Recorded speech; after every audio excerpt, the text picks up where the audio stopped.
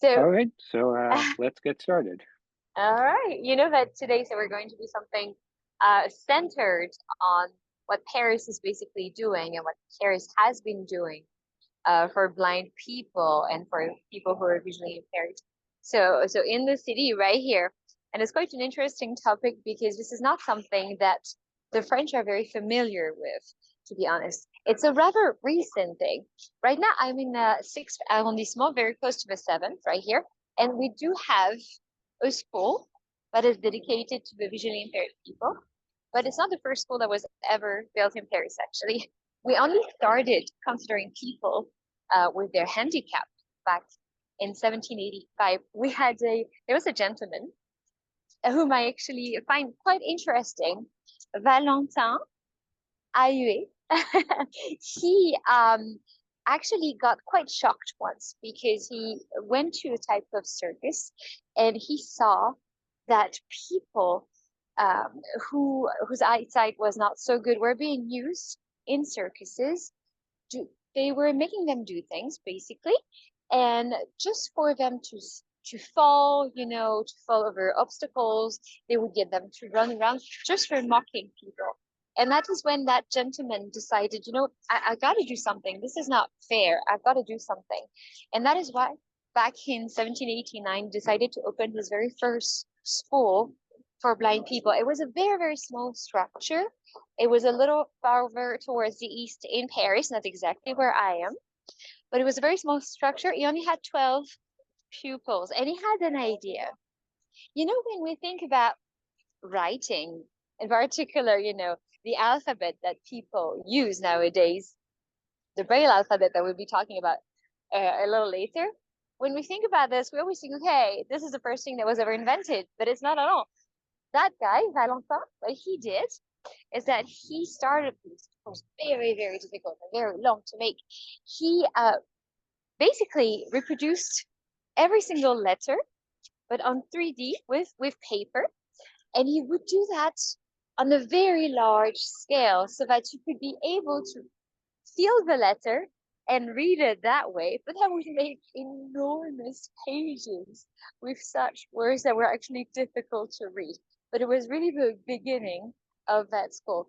So actually, as I'm just going to flip the camera so that you can see where I'm going at the same time. This is really just the beginning of that school. Much later, that is in 1843, there's a new school that was opened right here. So this is where we are on La Rue des Invalides. Okay, I'm going to have to try to find somewhere to cross. It's a All little right. chaotic right here because, all the Parisians are coming out. But there is actually even a bust of that gentleman just out there. So I will be showing you that. Youpla. Oh, just as And we're walking, right? Tell me. I'm glad that I finally know how to pronounce his name because I've been wondering. I'd Oh, been who? pronouncing the H, Valentin Aoui, right? That's how you say it? Oui. Yeah, in French we like to put letters, but just for fun. Yeah.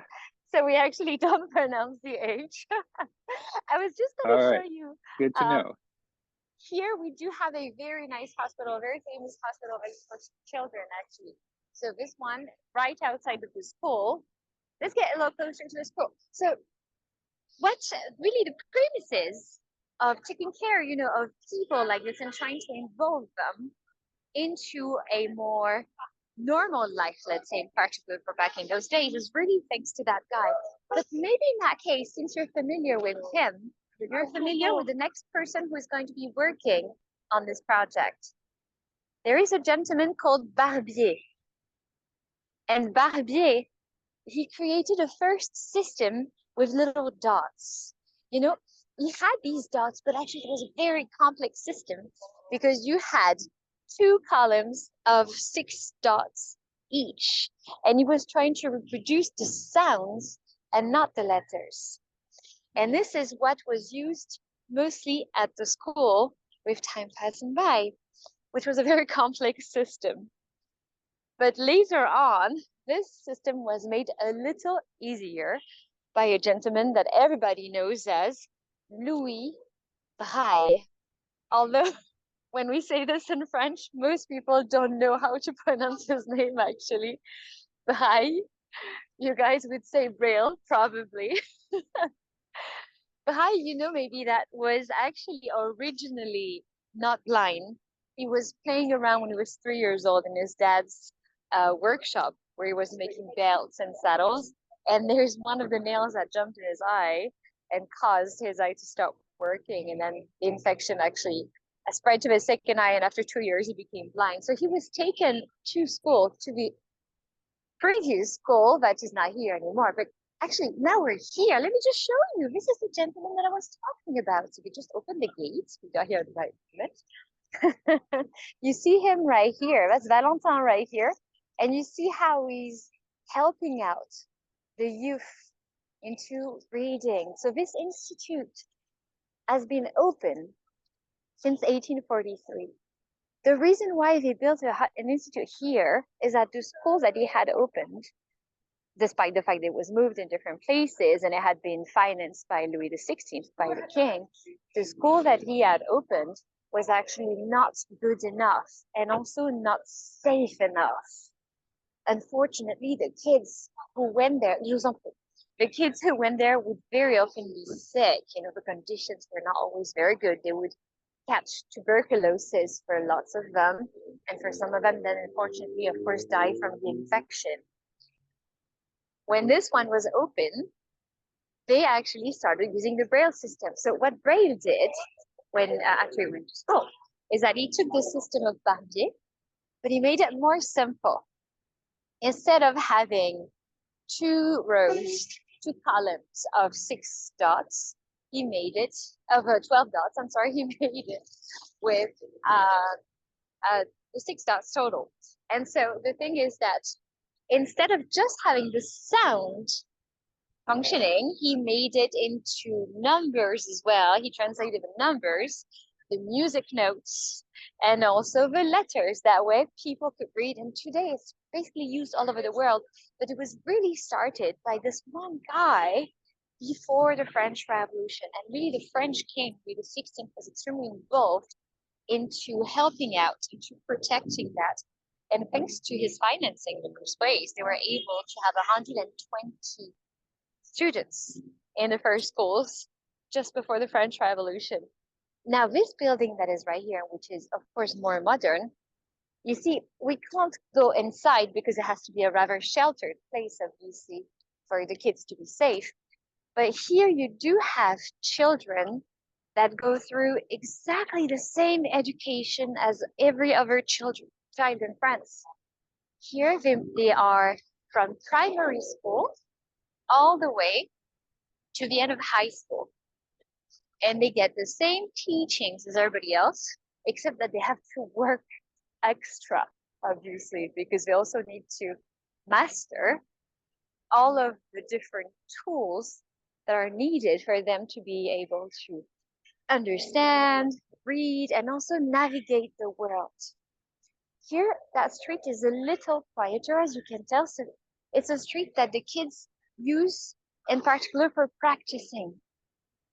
When they go to school here, they don't just go to school to learn about geography, to learn about math, and so on.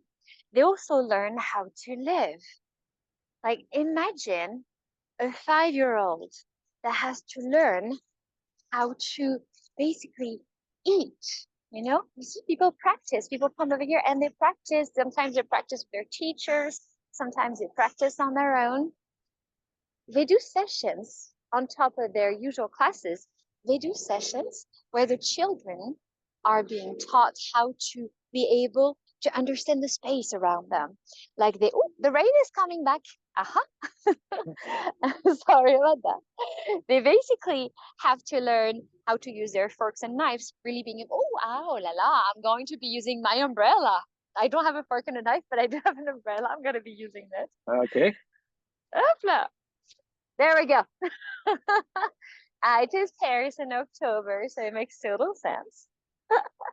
So yeah, the kids, they really are being helped by special educators on site for doing that, for being able to understand the space around them, even just something that we can't think about, but pouring pouring water into a glass. It is something that they have to learn. They have to learn how to listen. And there are fantastic educators that work here for today 165 students, basically.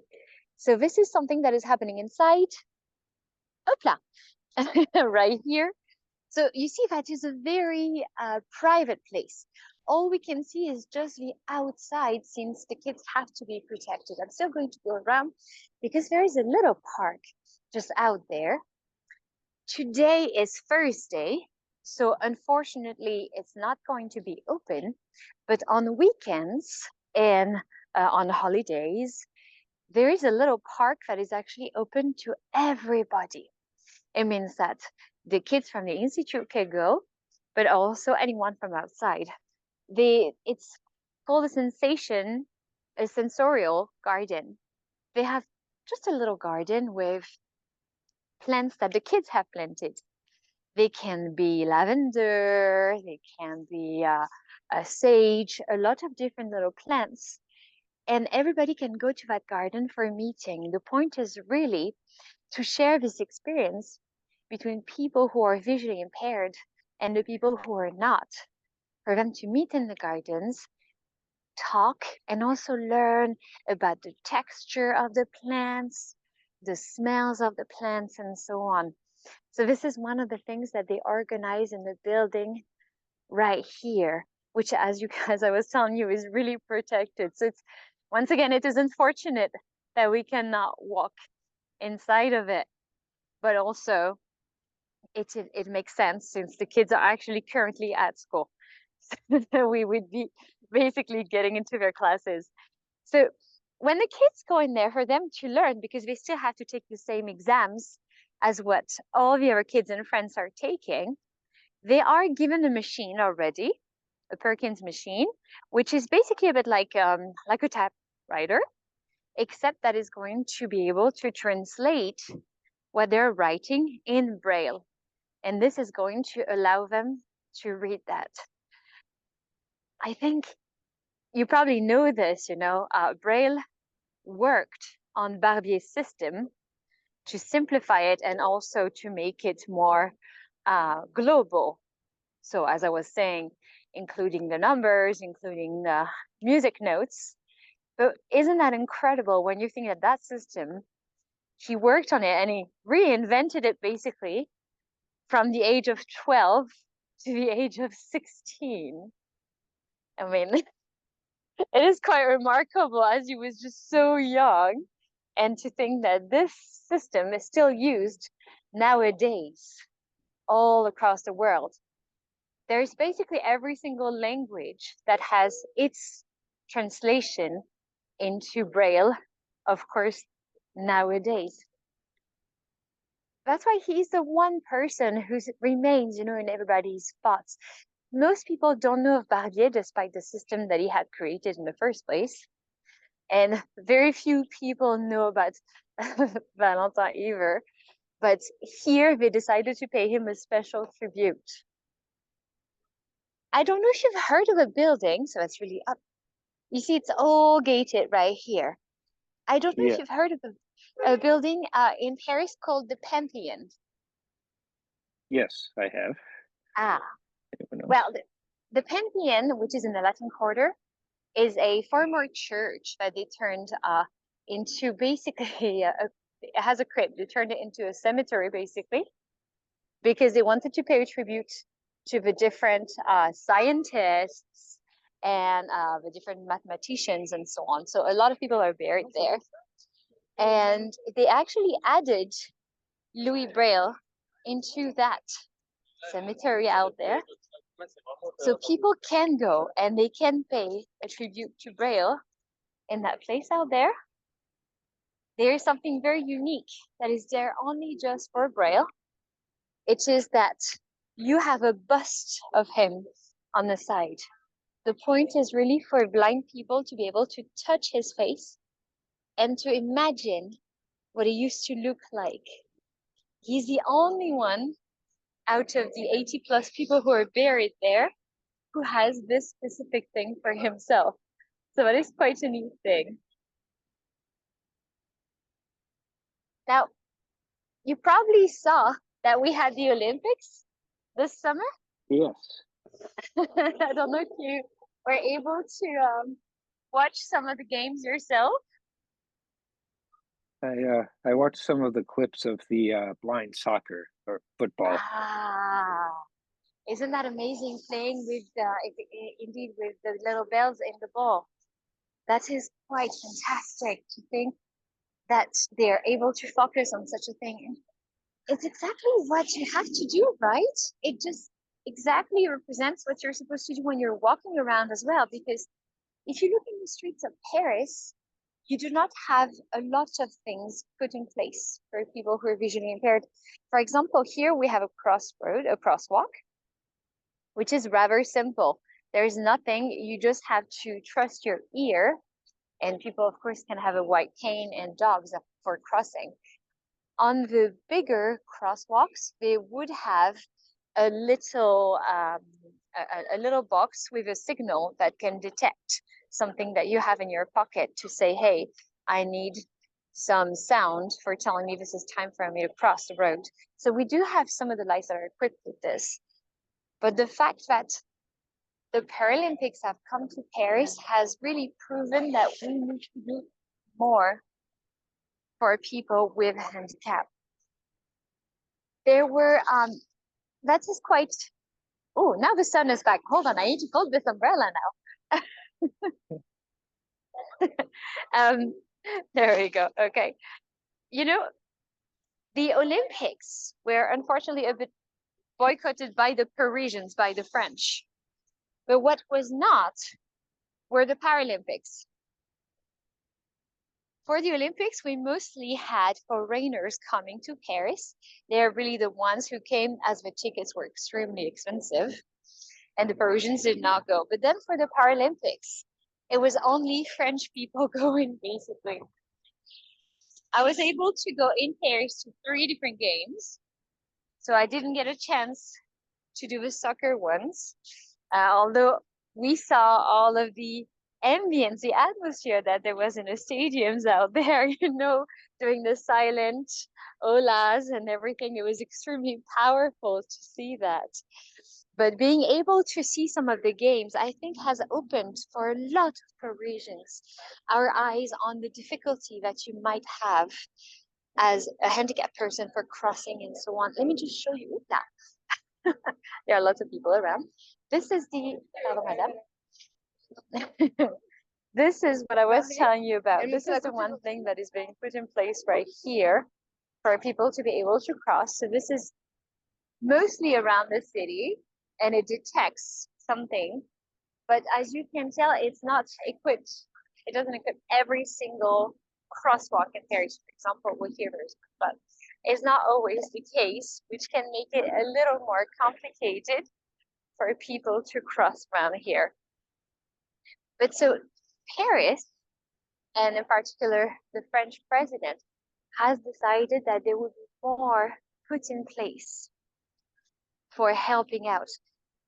That school that we were just at, the National Institute for the Young Blind, allows the kids to be trained into their jobs. One of the main jobs that is often offered for these kids is going to be tuning pianos.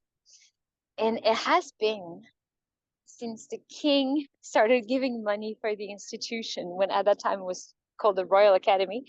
The king had started financing a bit of institution. And from that moment on, a lot of jobs related to music were being, the kids were being trained for these jobs. And still nowadays, I was following the documentary the other day of a young man who lives outside of Paris and who's being called into the Parisian town halls for being able to tune all the pianos in the town halls. And it is quite an ordeal because these people, they have to go through the public transportation.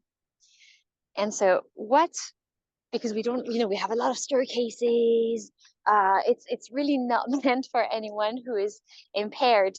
And so what the transportation is trying to do is that they have agents here to help you if you decide to go you have a specific place to go. You're going to memorize what your path is going to be, and then you're going to call, and they will come and accompany you from one stop to the next through the stairs and so on, for it to be a little smooth and for people to actually be able to go to work. I don't know if yourself, you have, Warren, maybe been to Paris and you have experienced a bit of Um, that? I have. I haven't been to some of the areas that you're touring right now, but Mhm. So as you can tell here, it's actually rather more, a little quieter. This is the west side of Paris. We're going to turn a little bit. We're going to get closer to the Eiffel Tower, which is on the right side. But when you came, when you last visited, which was, how long ago was that? uh, when was it? 2011, I think, thereabouts. Okay, so a little while ago. Did you find yourself being, you were saying kind of a geek of the subject. Did you yourself find that there were things being put in place? What was your opinion on it? Well, I think I wasn't quite paying attention to it when I was there. I think this is something I've gotten more into recently. So, um, Ah, so yeah, it's not something that did strike you basically when you're coming into the city right here. yeah, not when I was here. Okay, okay, okay. Well, I think in America people are maybe more aware and more careful. I don't know if it's because of the amount of veterans, there are more veterans, but I noticed that when you go to America, even just elevators being available or having wide enough chairs or anything is actually made a little easier, I find, for people who can be visually impaired or maybe missing limbs or having difficulties on the whole. I don't know if that is your opinion. Yeah, I think so. I mean, there's also the Americans with Disabilities Act that was passed in 1990. I don't know if France has an equivalent. I don't think so. Oh, could you just remind me what was in that act? Well, that was really kind of laid down rules about what accessibility means and mandated that places have to make an effort to be accessible. Ah, yes. And They which year kind of was have that to again? prove 1990. Yeah, so it's been a little while then. So I'm sorry. Can you hear me? Yes, I can still hear you. Okay. Okay, okay. Sorry, I thought it was I thought it was broken. Yeah, I mean it was a little while ago, and that's why so many things were actually already put in place back then, right? Yeah. Well, we don't quite have anything that is that clear here. They are starting really, but it's still a little shy, I would say. It is coming up. Oh, let me take advantage of us being here without, there you go. I'm crossing like a real Parisian. The real Parisians, we don't look for the crosswalks. We just jaywalk like people in New York, I guess. I'm sure in Massachusetts people are much more respectful of the crossings. No, But not really. not really. Oh no. As long as you're looking on both sides, it's okay. But from here, I actually like this view because we do have, you can see the Golden Dome that is straight ahead. We already can see a bit of the Invalides. And that's actually also why this neighborhood is very relevant. I don't know if it's a site that rings a bell for you, l'Hôtel des Invalides. Yeah, this looks familiar. It's the Golden Dome that. Oh, did we freeze? Alors, if I just get out there. No. Okay, we're moving again. Yes, yes. Sorry, I've got very short legs. That's okay. But there you go. You're going to see it a little better. Voila. This building that you see out there, l'Hôtel des Invalides, it was actually originally built as a hospital for the invalid soldiers of King Louis the 14th. So we're talking about 1680s. So you see, this neighborhood has kind of always been dedicated into taking care of people, basically.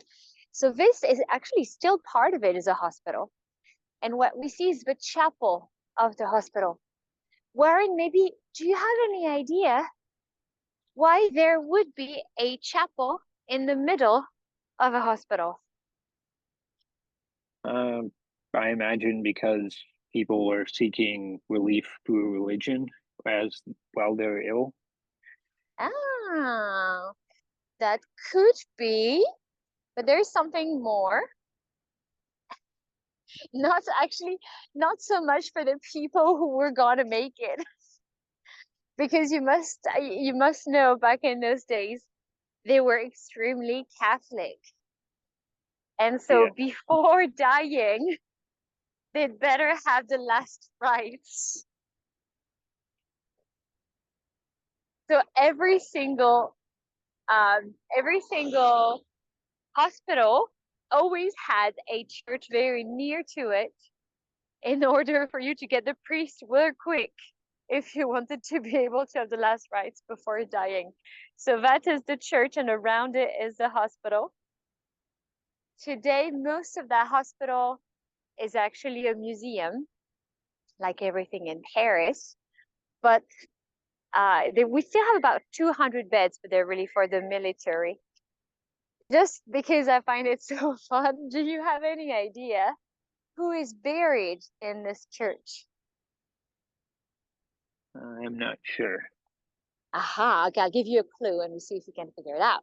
It is a guy who was 5'8". Oh, Napoleon? Yes, that's right. So you know Napoleon's height? Very good.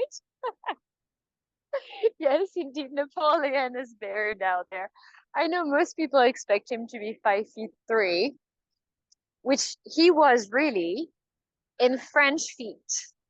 But I'm sure you know that French feet, English feet, they were not the same size because it was all calculated on the king's foot. So in French feet, he was 5'3", but in English feet, he was 5'8". So the whole Napoleon complex story kind of collapses. I'm sorry. What's that? I'm crossing at the wrong moment. Uh, have you ever heard, maybe Warren, that Napoleon was just a little presumptuous? Yes. Oh, why would you say such a thing? I've never heard that. Well, when he died, he actually was exiled. No one really cared about him anymore.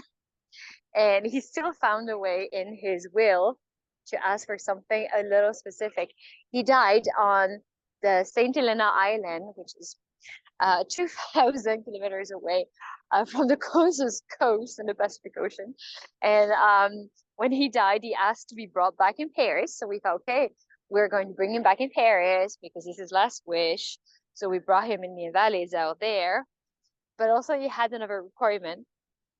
And I promised it is in his will. He thought that it was only fair for everybody to take a bow before his coffin. Hmm. And so to this day, if you go to see Napoleon's coffin, you will have to take a bow. It is mandatory. Oh, I didn't know that. I didn't go by his coffin. Well, I said it was mandatory. I didn't say that you were aware of it. What they did is that they dug the bottom of the chapel, and for you to be able to see Napoleon's coffin, they put it in the center, and there is a little circle above, and for you to be able to see it, you have to look down, to bow down a little bit, and that's the only way for you to be able to see it, so that way you're bowing to Napoleon. He's a little sneaky, right? Yeah, a little bit. But the Invalides is really right here. It's a rather interesting museum, to be honest. You can find a lot of different weapons that they were using. You can find, of course, a lot of different uniforms, tactic plans, and so on. So you can see here that we're walking in a very local neighborhood, which is surprising in the sense that we're outside one of the most well-known buildings in the entire world, obviously. You see the Yeah. Eiffel Tower being straight ahead. So in the Yes, end, there it is. you see it right here. Is it too small? Yeah. Is it what you're saying? No, now I can see it. You hadn't quite panned the camera over there. I think I I'm had sorry, there you my go. It's there we go. there Yep, we now go. I can You see it. can see it. So, and you see, we're really walking distance from the institute. So the institute is really located in this very local neighborhood, and in the end, you do have the landmarks as well, right outside of it. Um, when we had the Paralympics, so over August, end of August and beginning of September, a lot of the games were happening around these venues.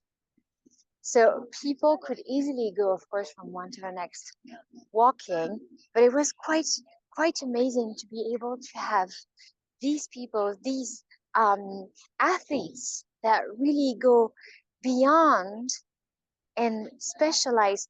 I was very surprised myself because I was able to go to see swimming at the Paralympics. And in particular, there was some swimming involved for people who were visually impaired. And since they were visually impaired at different levels, they all had to be wearing black glasses. Maybe you saw this. And they were all swimming on their back. I don't know if it is something you have seen. And just the thought of being able to swim in a straight line is incredible because you cannot understand, you cannot see, you have to work on space. It is something that also the kids in that school are being taught from early age, just even locating at the age of 5, even just locating on their own body, being able to understand the space around them, and also something as simple as knowing where to touch someone if they want to say to a friend, hey, come and play with me. Being able to understand where the arm of the person is going to be, more or less, where the leg of the person is going to be. And seeing that you go from this to be able to have these education bits, to have this teaching, and to go into being able to go beyond anything and swim. I've seen tennis as well in a wheelchair. That was quite fast, quite impressive, quite fast. And of course, the soccer as well, which was very, very impressive. Is there yourself, is there something that drew you into that research? I have a visual impairment myself, so that's part of Okay. it.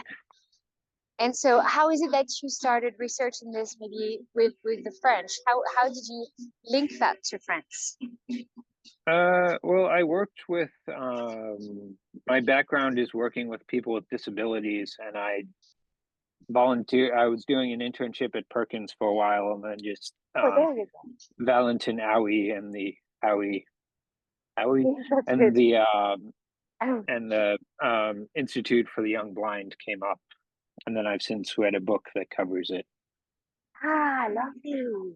We've been able to see the work that he actually put through, and God, the fact that just bringing it up would already be such an incredible uh, modern, what is the word I'm looking for? Like it was extremely modern, basically, bringing it up. Oh, I didn't tell. There's something very, very French here, which is a small protest. Oh, Which that's a very small protest, though. Uh, we basically have a protest every weekend. So you also have small ones during the week, obviously. mm, I can't tell what they're protesting. It's for proper housing. They're asking for Okay, decent housing for everybody. But okay, fair enough. but it's kind of in our DNA to protest, but this one is a very small one. We basically have a revolution every other day, so we're we're quite busy with that, obviously. But I'm glad that you were able to read the book about him and to see also, of course, the incredible steps that they've taken at this point.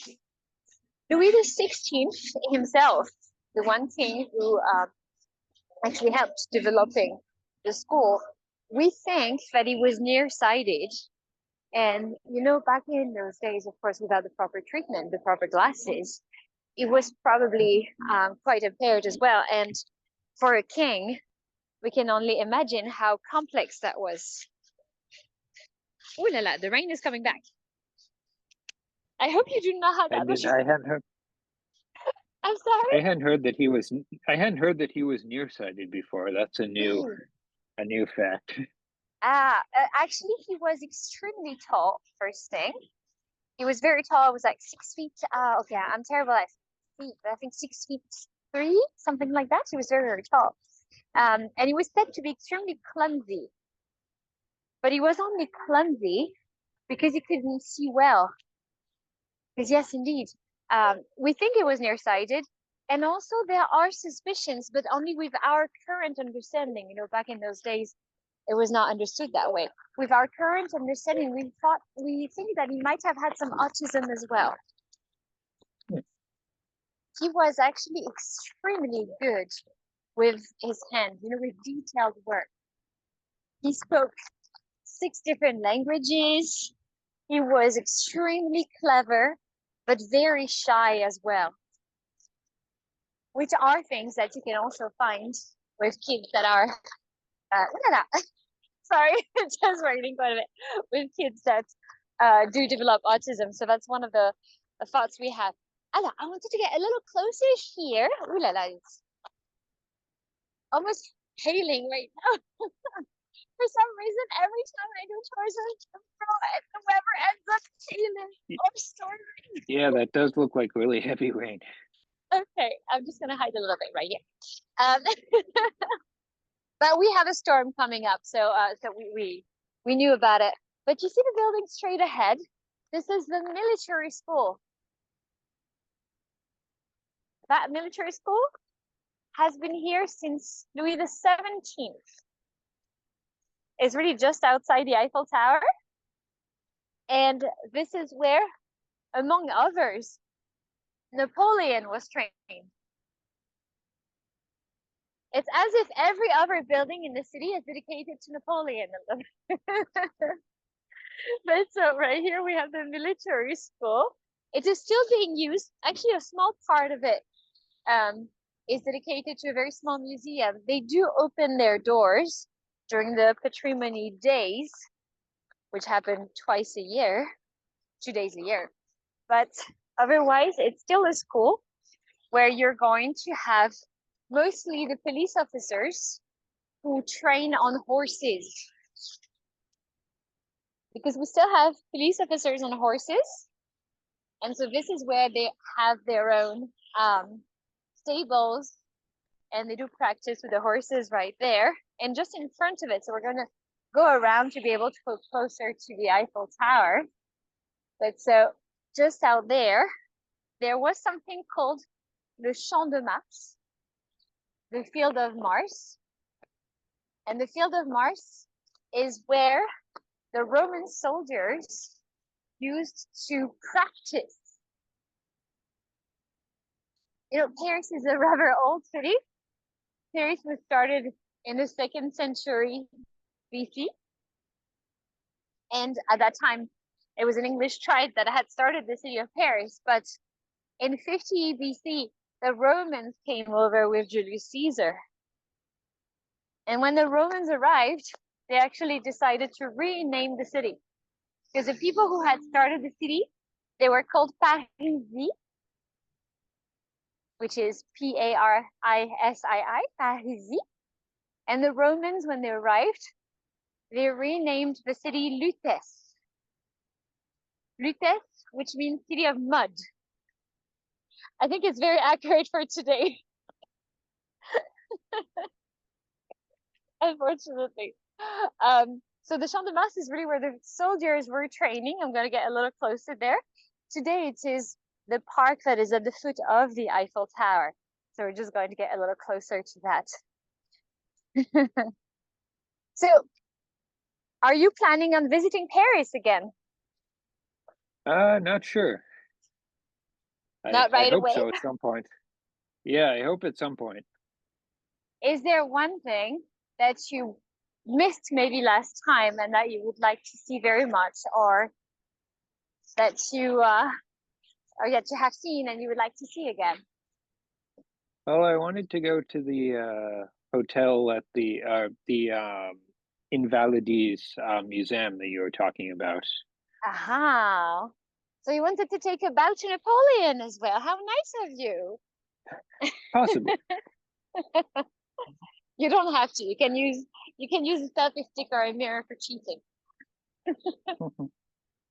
It is a very, very interesting one. If you ever decide to come to France, you would have to go to Couvray, and in Couvray there is, which is a city where Louis Braille was born. There is an entire museum dedicated to him out there. In Paris, we don't have as much as I was telling you, and it's really sad that we cannot like go into the institute and maybe learn more about this. But in the city where he was born, we do have a lot of content. So maybe on your next visit, that is something that you might want to check out, obviously. Yeah, it looks like Now, it's not too far from Paris. no, it's really not far.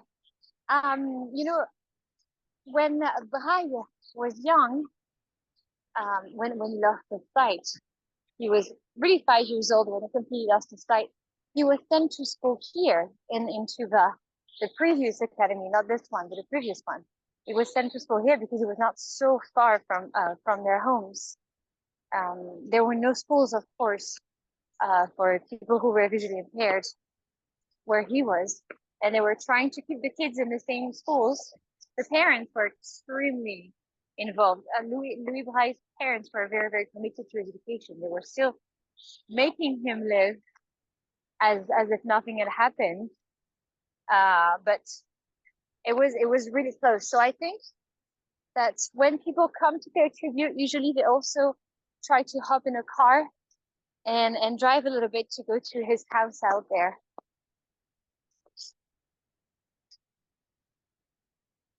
If you ever come, would you maybe also consider visiting the Pantheon? Yes, That one definitely. is an interesting one. It was yeah, it was originally a church, and what is since it was not consecrated before the revolution happened, they decided in the end to turn it into a temple to reason. That's what they used to call these at the time during the revolution. They decided that uh, people would be teaching the religion of reason, which is a religion of the state. It didn't last. It didn't last very long. The government was a little like this. But here we're getting closer. So you will see there are more cafes. There are more, um, let's say, more touristy places, of course, as we're getting a little closer to the Eiffel Tower. But still, you can tell the city is very quiet for this month in the year because of the rain and so on, of course. But had you gone to the Eiffel Tower? Yeah. So you probably know Yeah. for which occasion it was built. Um, yes, let's see. It was for the anniversary of the revolution, wasn't it? Oh, ooh.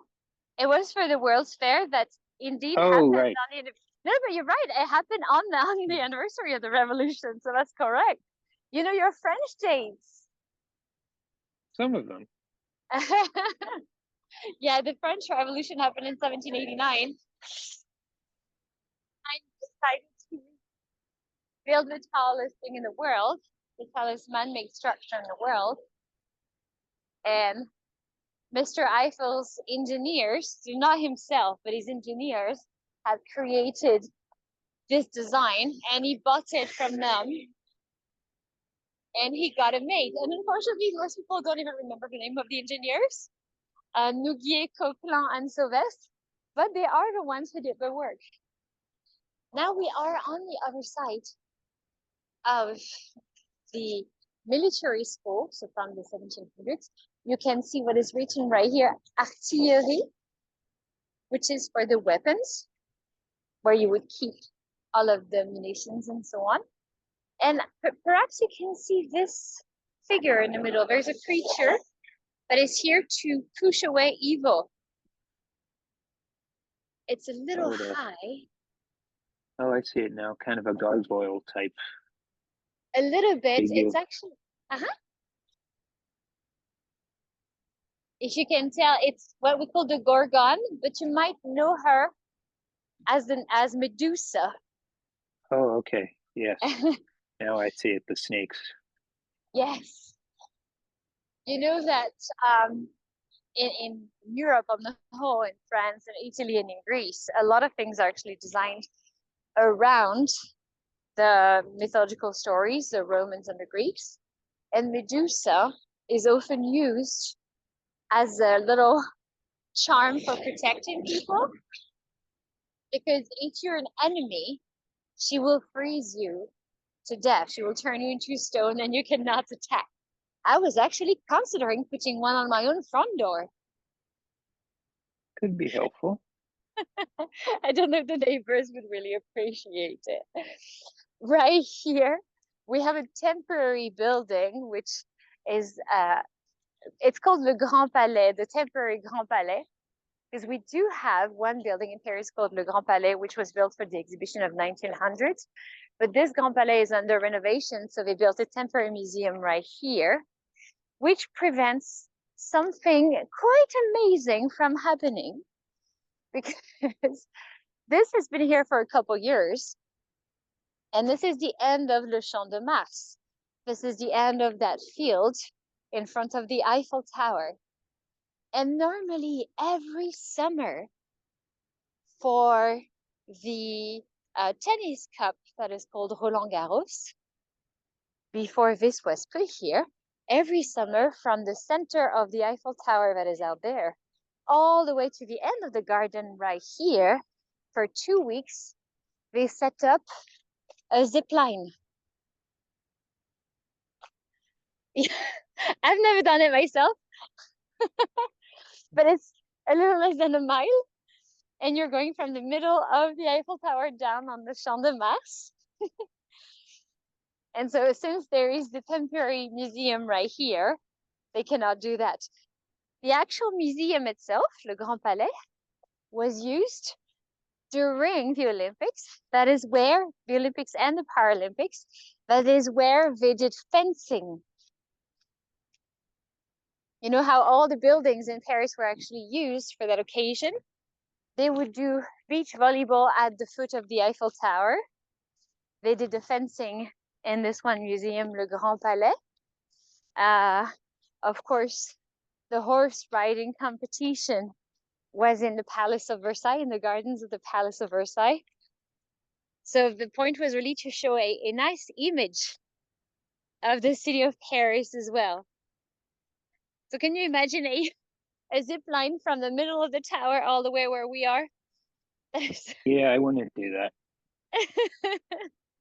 You have to be available for 4 hours though, because you have to go through a lot of safety measures and indications, obviously. Now, you told me that it was built for the anniversary of the French Revolution, and you're right. At that time when it was first built, it became the tallest building in the world. Maybe Warren, do you have any idea what the tallest building in the world was before the Eiffel Tower? Was it the Empire States Building? That came after. Oh, that did come after. You're right. That was the 1930s. Uh-huh. Not sure. Well, it is in the States though, but it is in a different city. It is in the city of Washington, D.C. Oh, okay. Is it the Capitol building there? Not the Capitol. There's something in front of it. There's a needle in front of it that is a little bigger. That is the Washington Monument. Oh, right. The Washington Monument was the tallest thing before the Eiffel Tower. And it arrived basically It was basically right here at the middle. So Eiffel's engineer, they doubled the size. But you're right, the Eiffel Tower actually remained the tallest building in the world until the Empire State and the Chrysler buildings. So you're right. So it was the tallest building in the world for like 40 years, and then after you guys beat us. Do you have any idea today what the tallest building in the world is? I don't. I think it's somewhere in Asia though. Ah, so there is this Chinese tower, which I think is not quite completed, that is going to be 1 kilometer tall. I think they're not finished. Oh my God, are they finished? Maybe they are finished now. I would need to check that. But so far, it was the Burj Khalifa. The Burj Khalifa that is in Dubai, and that is a little less than 3 Eiffel Towers. I wouldn't want to do a zip line from there. No, me neither. Do you have any idea what color the Eiffel Tower was in the beginning? I don't. Ah, well, maybe you can try to imagine which color would suit it. Let me try to get back to for you to see it. I'm sorry, there's a lot of construction because they did so much during the Olympics that now That they're makes putting sense. everything away. But hold on, you need to make a wish because there's a rainbow out there. Oh, okay. So you need to make a wish. Your wish can be to come back to Paris. It's a possibility, but I do not want to influence you. So which color do you think would suit the Eiffel Tower? Uh, was it kind of a golden color? Ah, not golden. The very first color, actually, there's one of the elevators going up right now out there. The very first color was red. Oh, okay, that makes sense too. But it was painted, it was not just the color of the metal, it was actually painted. But then after 2 years, they got it yellow. So once again, you're not too far. You could have said purple or blue, but no, you were close enough. Uh, so last time you came to the Eiffel Tower, did you climb or did you go all the way to the top? Yeah, it took about 4 hours because of the lines. Oh my God, really? Yeah, That's bad. Uh, I think so they it got was, it was a nice. little better. Yeah, it was nice when we got up there, but it was a long wait. It must have been an ordeal to go all the way up. Unfortunately, the platforms are smaller as you get higher. Um, so of course the flux of people is a little modified. You cannot have as many people on the second and on the top floor, obviously, and the elevators are much smaller. You did not worry when you were in the elevators, right? I don't recall worrying. Because you do know those are not new. Yeah, I didn't think they were new. You know, um, there in 1889 there were already elevators, not the same ones. Don't worry, not the same ones. But the first ones, they didn't work with electricity. Do you have any idea how they would function? Hydraulics or something? I knew you would know. Look at you. Yes, indeed. They were hydraulic systems, which caused, unfortunately, for them to break in the winter time because it would get so cold that the water was freezing.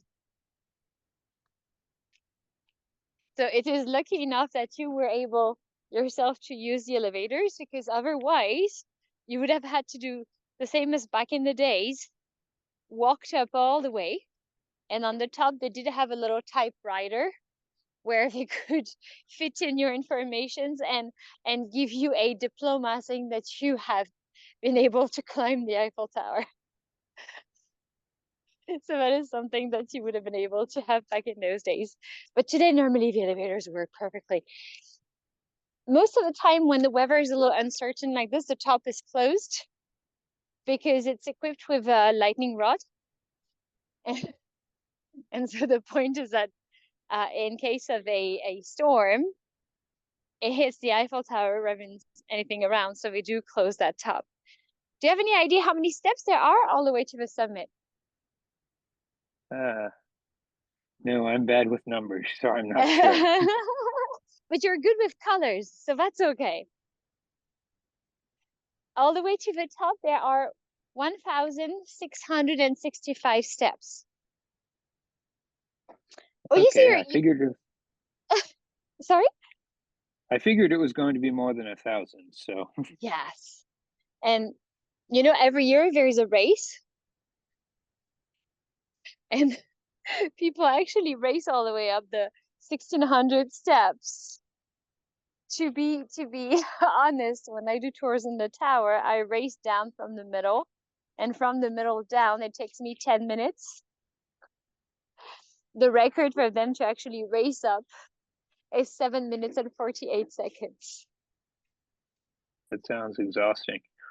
It probably is, and you probably have to go over a few steps at the same time, right, to be able to do that.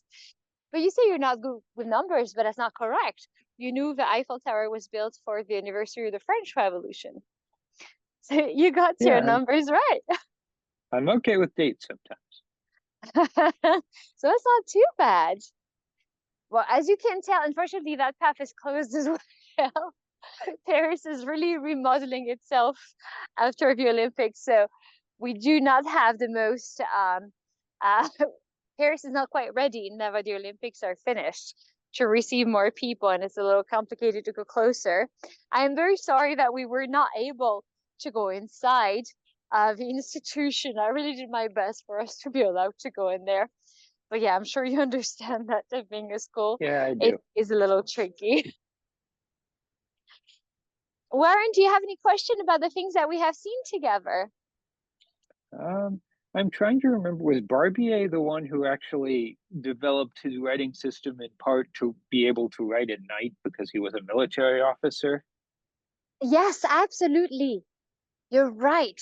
He was in the military in the first place, and indeed he was trying. Look at you. Yes, indeed.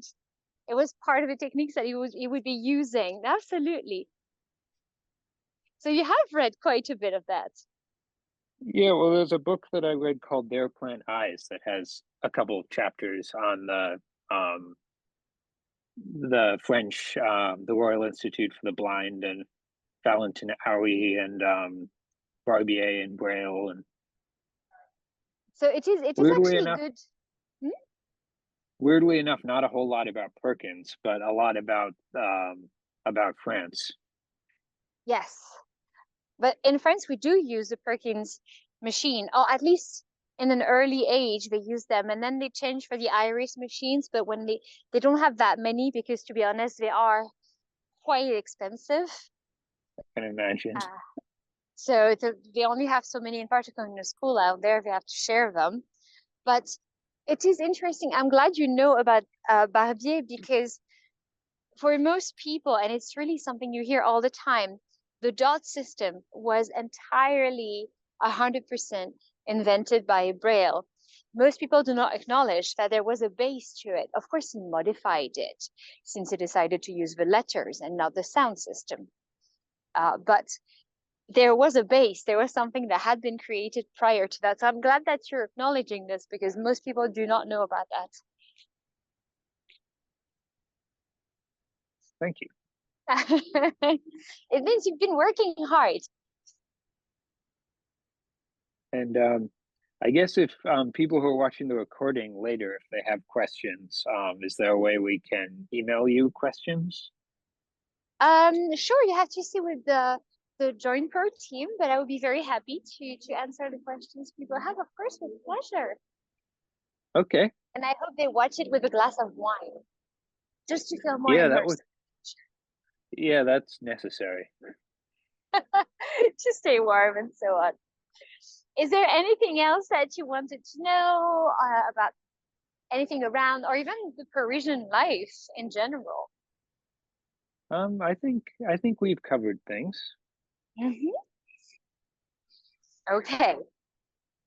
Well, in that case, now that you've made your wish, and everybody who watches the recording can make a wish as well. Now that you made your wish of coming to Paris, maybe hopefully I will be able to meet you one day here.